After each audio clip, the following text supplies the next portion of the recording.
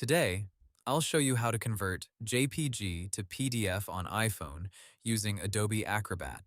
First, open the Adobe Acrobat app on your iPhone. Make sure you are signed into your Adobe account if the app asks you to log in.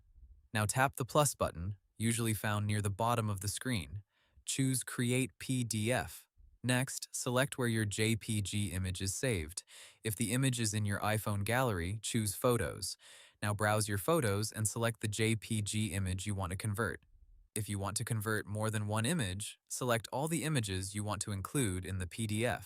After choosing the image, tap Add, Next, or Create, depending on what appears on your screen.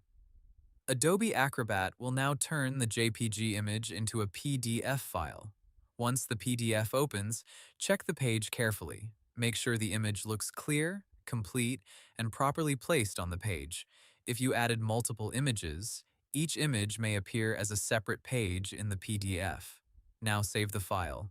Tap the three dots or the share icon, then choose Save a Copy, Rename, or Save to Files, depending on what you want to do. You can rename the PDF so it is easier to find later. For example, you can name it ID Document PDF, Receipt PDF, or Image Converted to PDF. You can also share the PDF directly from Acrobat.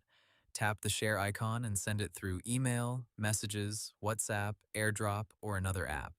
If you do not see the Create PDF option, make sure your Adobe Acrobat app is updated from the App Store.